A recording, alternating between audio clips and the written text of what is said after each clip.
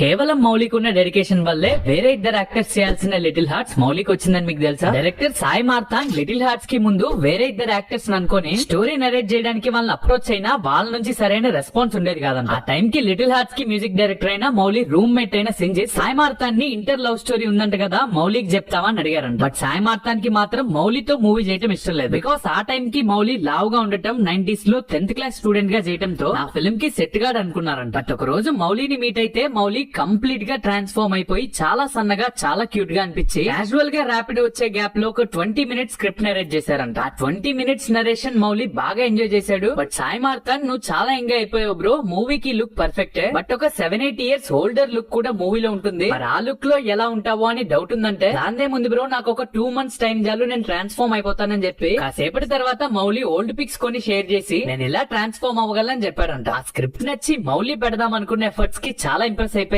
ముందనుకున్న ఇద్దరు యాక్టర్స్ మౌలి అనే కన్ఫ్యూజన్ లో ఉన్న టైంలో వాళ్ళ ఫ్రెండ్ కి ఫోన్ చేసి మొత్తం చెప్తే వాళ్ళ ఫ్రెండ్ నువ్వు అనుకుంటున్న ఇద్దరు యాక్టర్స్ ఫస్ట్ రోజు థియేటర్స్ కి జనాన్ని తెప్పించగలరని నువ్వు అనుకుంటున్నావా? మౌలి అయితే ఖచ్చితంగా సగం థియేటర్ నింపేయగలరని చెప్పారంట. ఆ మాటతో ఇంకే కన్ఫ్యూజన్ లేకుండా మౌలి పర్ఫెక్ట్ అని మౌలిని హీరోగా ఫైనల్ చేశారు. చెప్పినట్లే మూవీ మొదలు పెట్టిన టైం కి 3-4 kgs తగ్గి డైరెక్టర్ అడిగినట్లే మూవీలో 7-8 years ఓల్డర్ గా కనిపించడానికి మళ్ళీ 6 kgs పెరిగారంట. ఒక మంచి సినిమా కోసం ఇంత డెడికేటెడ్ గా ఇంత ఎఫర్ట్స్ పెట్టారు కాబట్టి ఈ రోజు మౌలికి ఈ రేంజ్ సక్సెస్ వచ్చింది.